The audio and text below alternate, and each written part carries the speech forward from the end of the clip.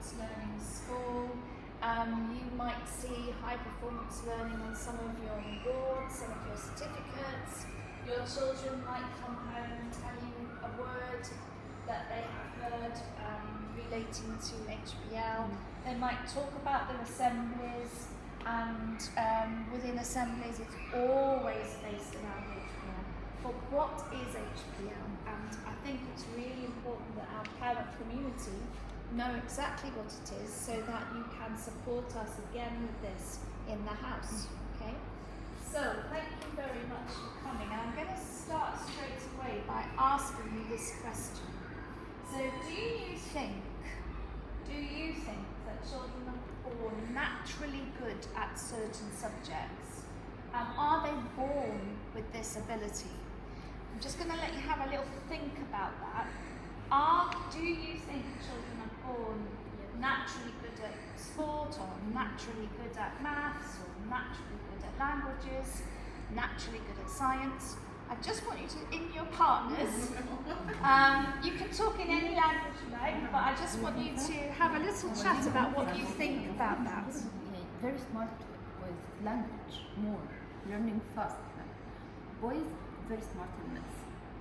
It's just like this, when you explain for them from the first time, they can get it. Girls no.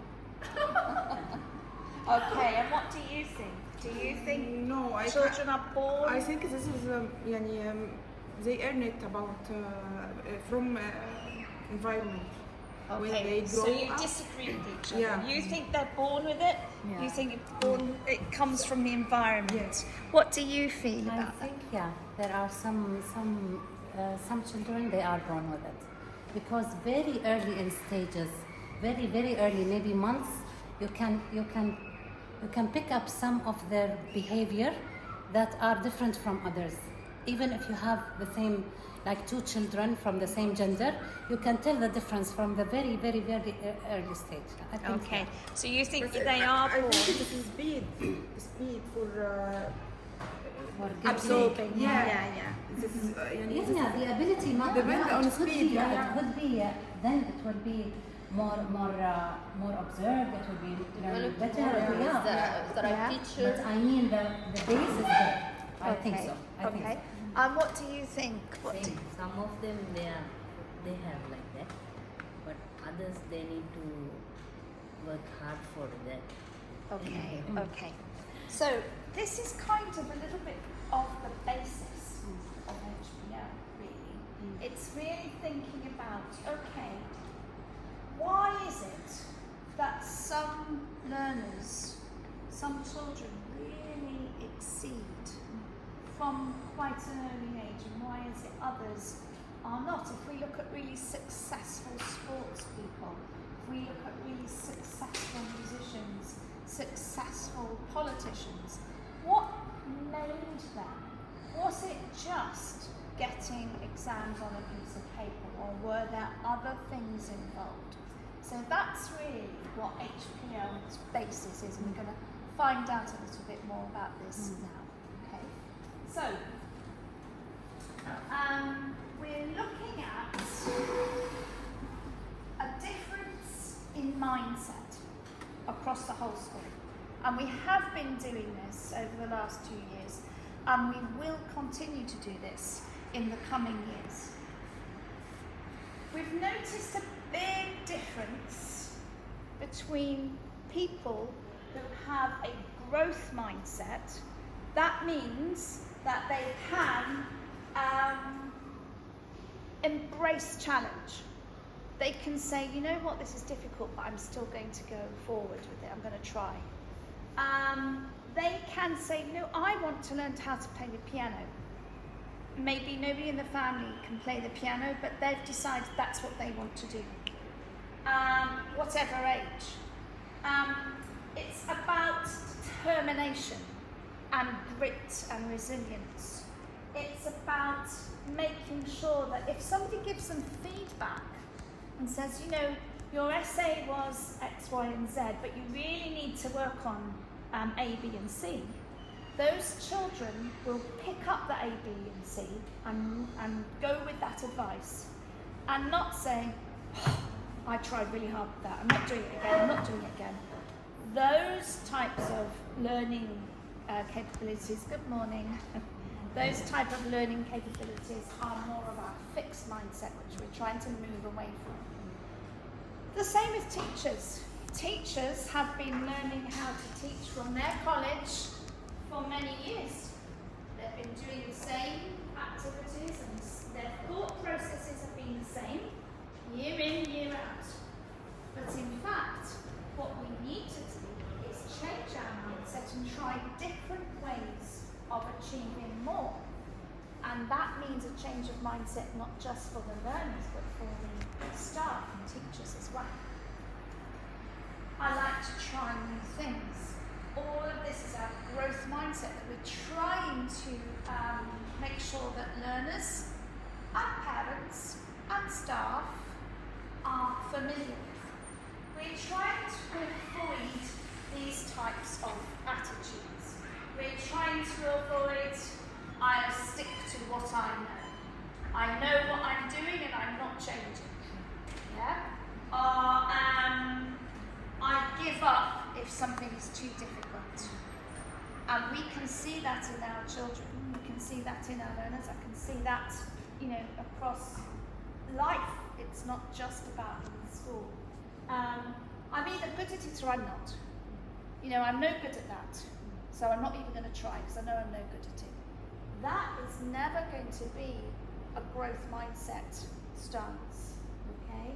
I can either do it or I can't. I don't like to be challenged. I just like to keep in my comfort zone. I don't want to be exposed to something too difficult. You, as you're sitting listening, can maybe think of some of these things that you yourselves might be thinking every day. And over here might be a shift by thinking in this way.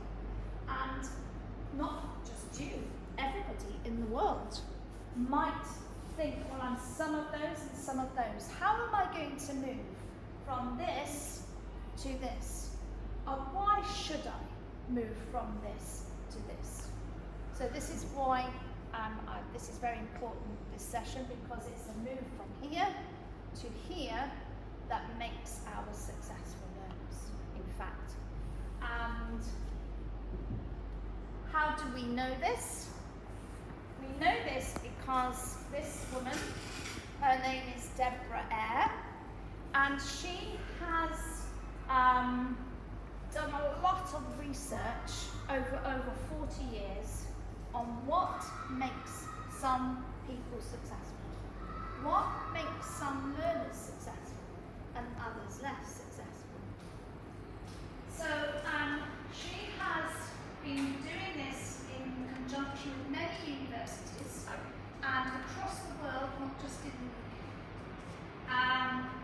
And she has decided that, in short, all children can achieve better than they think, than their teachers think, and than their parents think. So that has been her basis for creating high performance learning framework, which is what we are trying to do. And I mentioned about teachers making sure that they are driving, not just accepting whatever the first thing the student delivers, but expecting higher. And not just from 2 or 3 students, from all the students. How are we going to support learners to all achieve and not just the few? And that has changed a lot of teaching practice. Because in the past, when I was at Teacher Training College, for example, and to be honest, in many schools around the world now, there is a bottom set, a middle set, and a top set of learners. And probably when you were at school, it was the same thing. But we don't work in that way. We don't say that person's bottom math set, they can't win that. Forever like this. Everybody is top set, but some children might need more help to get there than others. And others who get there quickly will need extension and extending. And that is the mindset shift for teachers and for learners to understand. Okay? So,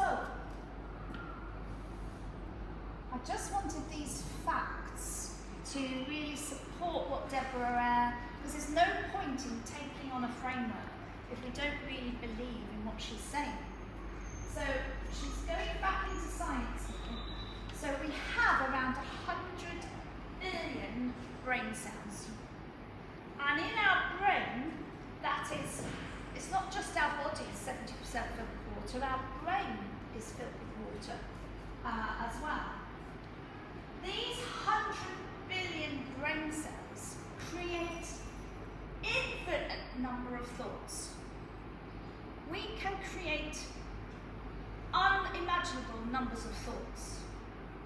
But if we keep doing the same thing every day, and we go to the same places every day, and we see the same people every day, and we go to the same holiday destinations every day, and we go to this every year, and we go to the same, we travel the same way, and we are not exposing us and our children to other experiences. And when they are experiencing other experiences, things are happening up here that are neurons are being created, pathways are being created that helps our brain grow stronger. Our brain, doesn't matter if you're 30, 40, 4 or 90, our brain is capable of growing. So it doesn't just stop. It grows and becomes stronger. And even myself, who's a little bit older than some of the teachers here, I'm still learning, I'm still taking qualifications, even now I'm still learning. I'm learning to play the piano, I'm learning to do professional qualifications. I don't need to, but I am, because I know that it's actually helping me stay young and it's helping me grow more intelligent, and we can grow ourselves to be more intelligent. So that's really, really important to consider. Okay, if we think about, obviously we are animals, we think about training animals, they are actually capable of doing more than we even thought they could. So if you imagine animals can be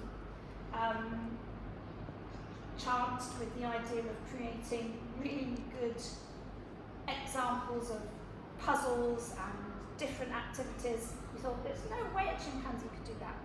But they have. Imagine what we could do. So, it's really important that we give our children lots of rich experiences. And when I say rich, I don't mean rich as in money. I mean rich as in, why not learn how to knit? Why not learn how to sew? Why not learn how to bake something you've never baked before? Why not learn how to go to a different place? Have a different route of going there. Get the children to devise a route. It's those kinds of activities that we need to be thinking about in our home. It's not sitting down with the worksheet and doing the homework. That's a little tiny part of it. The most important thing for us, particularly lower down in the school, is offering lots of different opportunities for having different thoughts. Do you understand what I'm saying? Okay, so 80%, I thought 70, 80% liquid.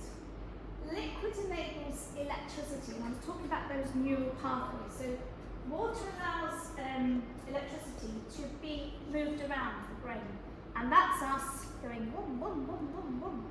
Our brain is moving, and we are growing our intelligence. And because of the makeup of our brain, that's how it happens even when we're 90. That percentage doesn't go down. The amount of neural pathways doesn't go down just as we get older. It's not like the physical body. Okay. And it's really important, I put this in because so much research to say actually, if you're really hydrated, consider considering how much our body and our brain is made up of water, if you're really hydrated rather than dehydrated, that's a really important process for helping your brain to grow. So, I just wanted to put a little video together so that really impacts you. You might remember, some of you might remember some of those points. Some of you might remember me talking and moving my hands. And some of you might remember by listening to this video. So I'm trying to capture in all different ways, which is why and what we do in early learning in the school. So it's really important we think when children are running and skipping and jumping and learning to skip rope and catching balls, that is actually growing the brain in order to help us learn in other areas as well. It's not just about the physical learning. So taking that on board and taking how important that is has impacted on how we teach, has impacted on our classrooms, which is why when early years, for example, parents coming round, particularly in the beginning, I remember having to explain why play is very important and why sitting at tables with workbooks is less important because it's not stimulating their brains. That it's all based on science. So I wanted to share with you how Deborah Eyre has then helped create a framework. What is it that we hook ourselves onto? And it is basically, the framework is around these two different important areas. The framework we work from is thinking about our values and our attitudes to learning, to life. We think about, you'll see this little icon, symbol everywhere. This is about empathy. So some of your children who might only be 3 or 4 years old will hear myself or Miss Daisy or your class teacher saying, well done, you showed a lot of empathy there. Well done for being empathetic. They know in foundation stage that that's a positive thing, and they know that it's helping others, and they know it's them helping others. As your children get older, going through year 1, year 2, forwards till year 13, that will be broken down into different areas.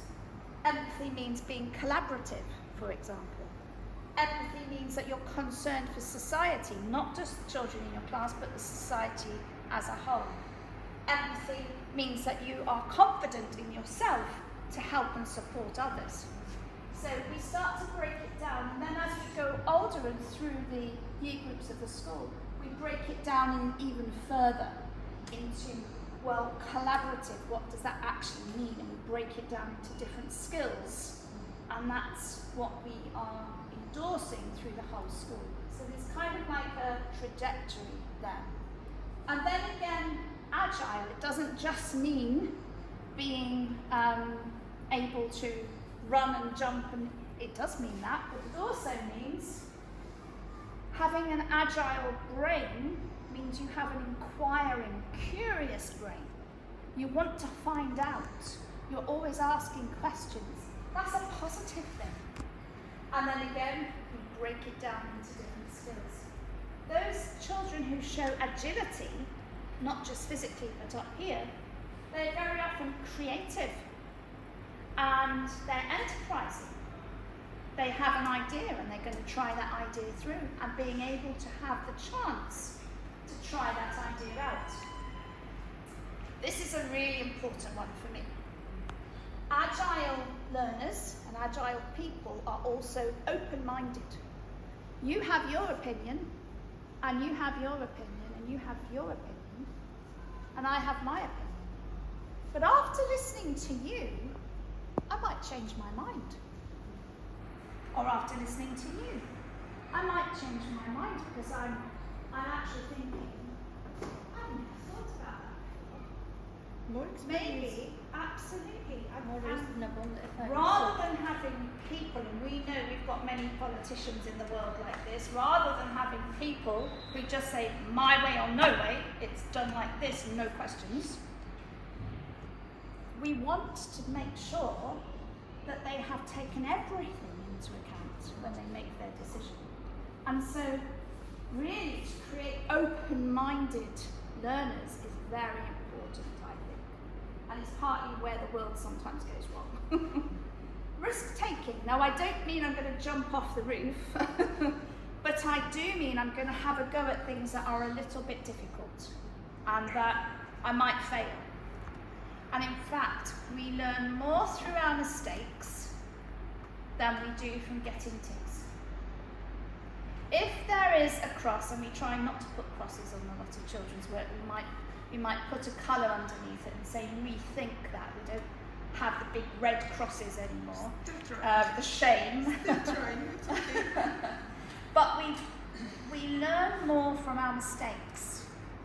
And sometimes if we learn something from that mistake, we actually learn more deeply.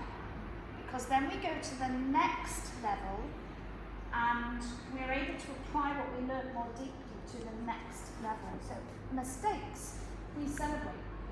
We celebrate that because it means that's a learning opportunity. Okay. And then hard working.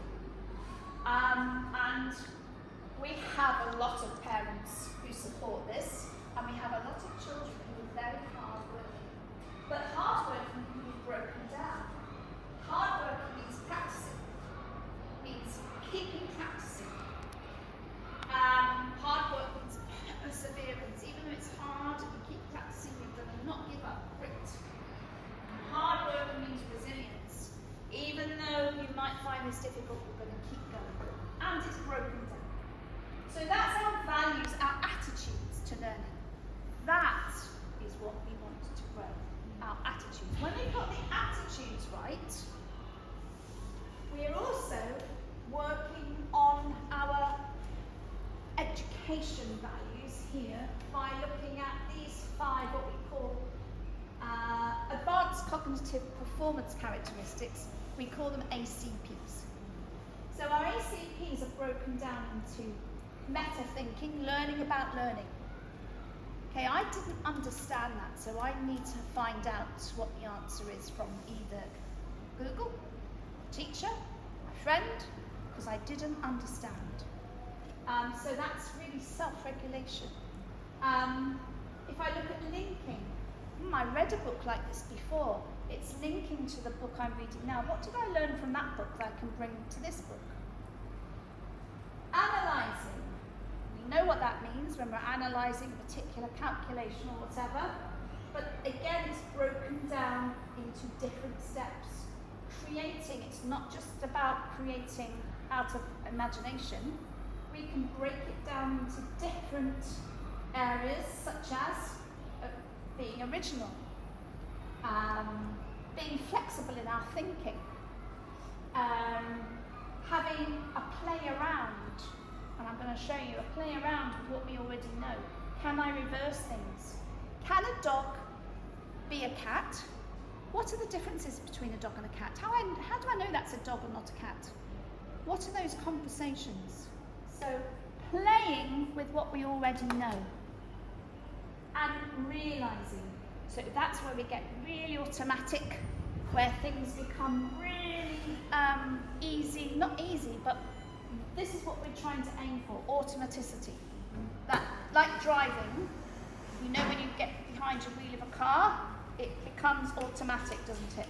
You don't sit there and think, what do I do first? Oh, I have to put the key in the ignition, then what do I do?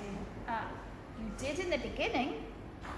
If you are drivers now, when you got in that car in the first 2 or 3 times, you did think like that. You thought, open the door, key in, what do I do with my feet? What do I do with the steering wheel? You went through that process. Now it's automatic. And of course that's what we need in our learners. So all this practicing and attitudes towards hard work has to be going towards automaticity. Yeah?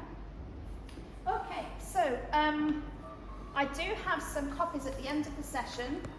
We'll hand these out because I think these are useful for you to take home, and even with the icons at the side, your children in FS will know some of these pictures. They might know them as animals.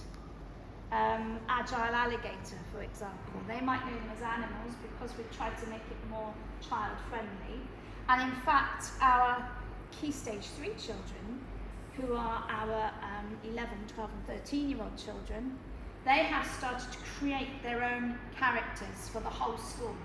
So next year, the whole school will be having their own HPL characters that we will all be working towards all at the same time. Okay, so that's just something to look for next year. Okay, so really, what you see up there is just success. But you need to have all of these other things happening for this to be achieved. We only see this. All of this important stuff is this. And these are the skills that we want our children to develop from that height, this height, this height, from in there. We want the children from the very beginnings to demonstrate those skills. And as I said before, Deborah Eyre has created her framework, and the framework is built on these 7 pillars. Mindset shift, remember that first image, mindset shift from growth mindset. Inquiry-based learning, expertise development, practice and training, responding and giving feedback, the engagement of parents, which is essential, and with students, not to them. The old-fashioned idea of a teacher standing here, delivering, and the students making notes, and then doing a test at the end, that the teacher, on everything the teacher said, doesn't happen anymore. It doesn't work like that anymore. The children won't retain, they'll retain it perhaps for a test at the end of the week, and then it's gone, because it didn't mean anything to them. So our whole ethos of learning and teaching has changed. And obviously this you will see the types of learners that we want to create are advanced performers, global leaders and enterprising leaders. These are the types of children at the end of SIA in year 13. These are the types of students, learners we want to create. Just like this young man here. We want to show that all of these skills are involved in this top rugby player, just the same as our own learners. Now, I'm going to let you do a little bit of reading now. Okay, so I'm just going to talk a little bit about that. So, I'm going to jump straight to this one. When I was at school, I was always being told off for daydreaming. My mind would be somewhere else. When there was a lesson happening and the lesson was happening at me, to me, not with me, I would be looking out the window thinking of something else. And no teacher ever asked me, what are you thinking about? How can I make you more engaged in the lesson? What if we did it a different way? Nobody ever said that. In your child's life, at school, we try to encourage lots of imaginative play. That's the whole reason why role play areas are in the school, so that they can role play their feelings, role play their concerns, and it's a way in which teachers can ensure that they are happy, that what the next steps are in terms of bringing them on emotionally.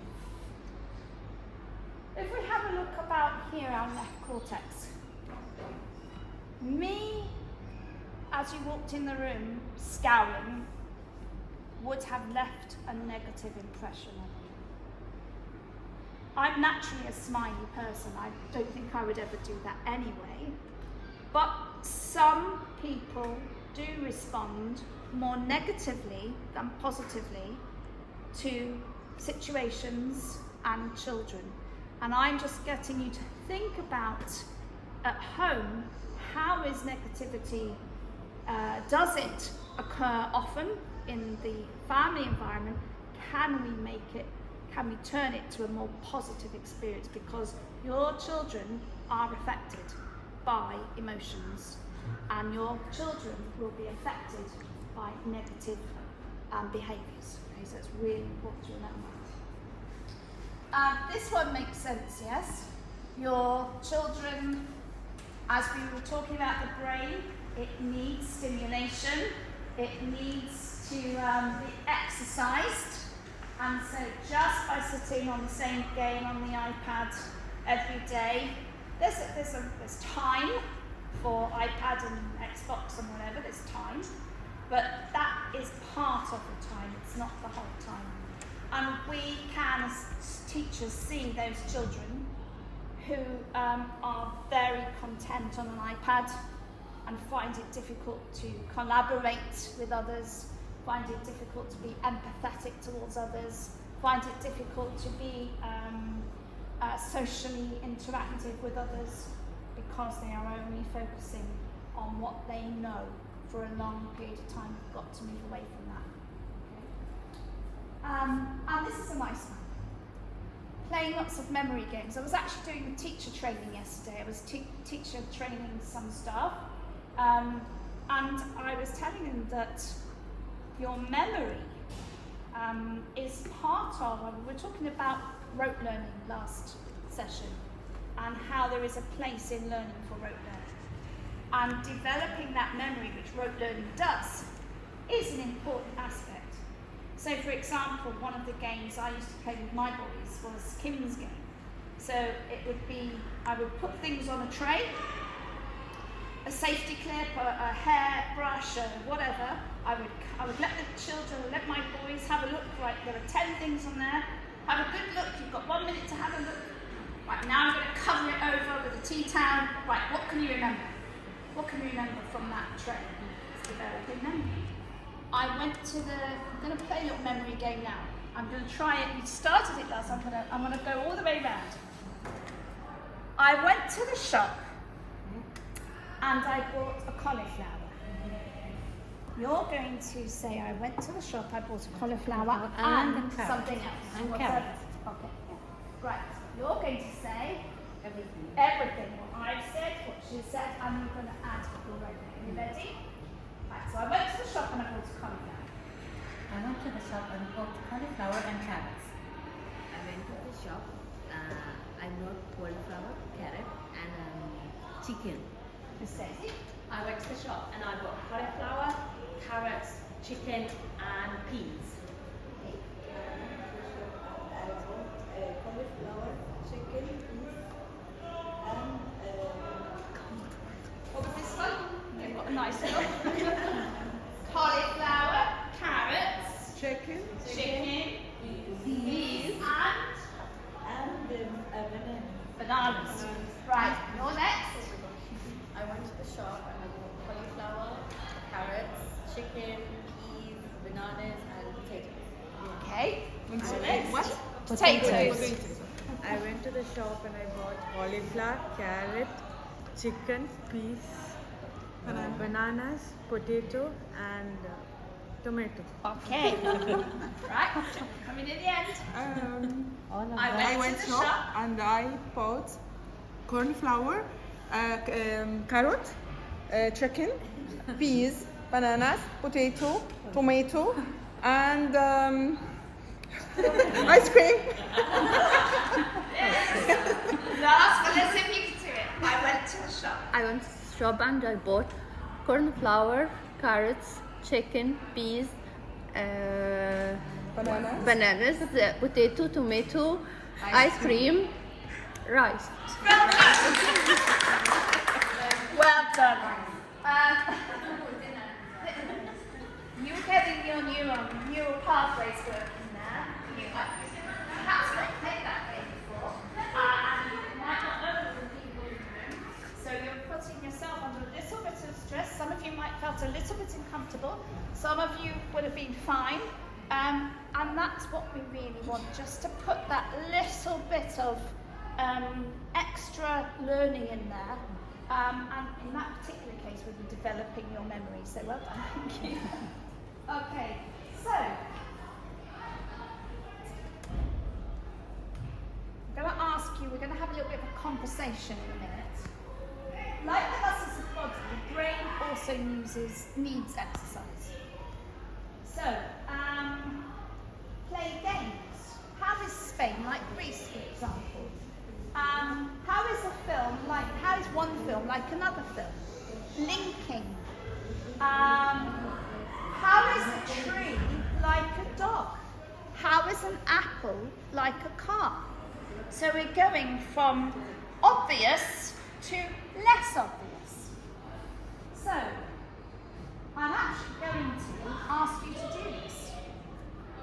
In fours, 1, 2, 3, 4, I'm going to ask you to think of all the ways that a dog is like a tree.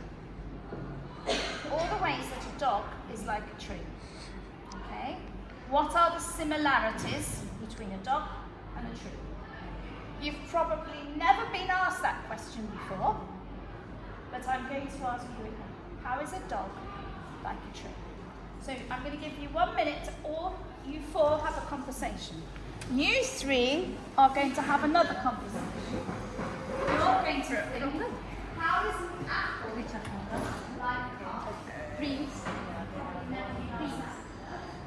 Alive, let's talk alive here.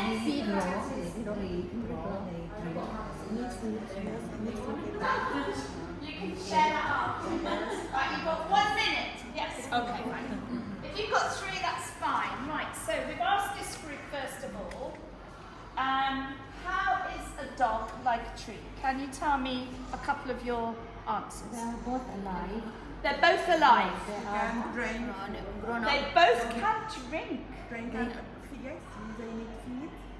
They need to be fed. Yeah, and they breathe. They breathe. They grow. They grow. Yeah.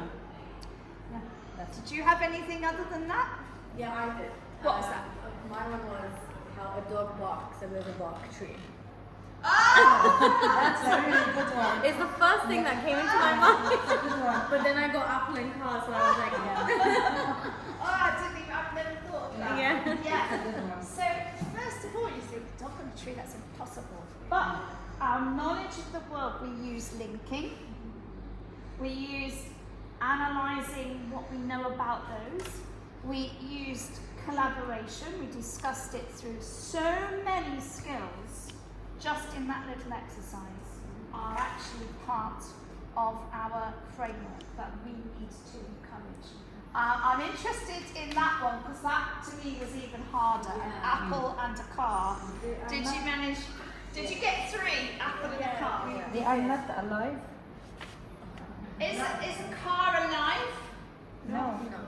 So how can we compare if they're not actually, one's alive and one isn't alive? yeah, you can't, I don't think. What, anything else? We came up with the shape. I mean, both. Well, tell me the shape. What shape?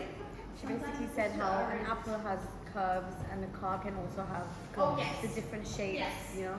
They can have the same color sometimes. Yeah. They can And have the she same also color said sometimes. You always have red car and Yeah. red, or a green car and a green apple. And she also said one more, which how the paint is glossy on the outside like an apple, Yes. and the cars can have the same paint. Yeah, you can get like glossy apples. What did we say? And We said you one get more. like glossy. Yeah. As long as your car is kept clean, it smells good.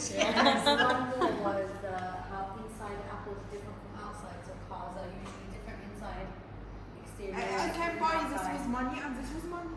You can buy them both with money. Yeah. Do you know, really, I didn't even think, you know, I've done that course a couple of times, I hadn't thought those things, so I'm learning you're learning. We are growing. Yeah. And that is a very important process. It's not just thinking in that way. Now I'm really confused. I need to have some help here. I need a teacher, or I need a friend, or I need a book, I need a laptop to help me. I'm confused.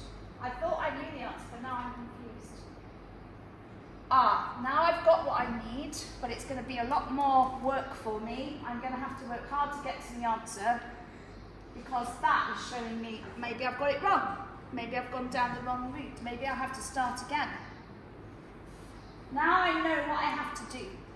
I have to work hard. Now I know what to do. I think I'm getting it. I'm almost there. Finally, Eureka, I understand it.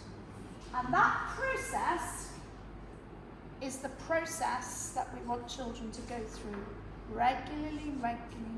It's not teacher tells you the answer, you memorize it and regurgitate it back. Yeah? So, at home, coming to the last section now, about at home. What are some of the things we need to do at home to make sure this is incorporated into our home learning? What I will do is send out if we can send all FS parents, every parent, the HPL toolkit, parent toolkit, we'll send that out again. It got sent out at the beginning of last year, but we'll send it out again now. Okay, so what are the right conditions? So, we need to make sure, if our child, as they're getting older, and they have home learning, that they've got a space that they can go to that's a quiet and undisturbed space. That helps them to realise that what they're doing is important. And we need to minimise distractions. If they're starting to get more and more home learning, we need to minimise distractions, so less TV on, less, if we can arrange siblings not to always be running around where they're trying to do their learning, that might help. Certain types of music can actually help learners, and other types of music doesn't help. So it's finding, sometimes music, for me, when I'm driving to school, I'm not an early riser. Early mornings don't agree with me. So for me to get up, I live in Dubai, so for me to get up at 5 o'clock is a big thing. So when I get into that car, and I know I've got another 45 minutes potentially in front of me, depending on traffic, I need to keep calm, and but I need to be awake. So I have to put certain types of music on. And you might ask your children as they start to get older, I know the sorts of music I need, but it might be different to what Daisy needs or what you need. So we all need our own different atmospheres. Okay, sometimes as children, some of your children going into year 1 soon, going into year 2, the home learning gets more and more. It might help to help your child plan how they're going to do it. What time should we do this learning? What time should we have something to eat first and then we do the home learning? Do you want to go straight into the home learning and then eat? It might be worth having the conversation so children can plan themselves. Physical needs, have they got water? Are we supplying them enough water? Rather than fizzy drinks, juice, etc., have they got enough access to water? And rather than a parent, and I know I'm guilty myself, particularly with projects, etc., I'm guilty of saying, I'll do that, I'll come and sit that, you do that bit, I'll do this bit. Support them rather than doing it for them, okay? And sometimes they need space to let them make their own mistakes and learn from their own mistakes. And that might be that you go through the mistakes afterwards in a positive way and show the first draft and the second draft, or it might be that you leave it for the teacher to look at those and say this was done without any parent support. He worked independently. That's a good problem for me. Yes, yeah, absolutely. Okay. I want to finish. I can see I'm going over time. So I just want you to think about your learning when you were at school. Were there any powerful people in your life that helped you get through your learning days? Was there anything that stopped you from wanting to learn? Was there anything that you were particularly interested in? Was there someone who you felt you could talk to about your learning?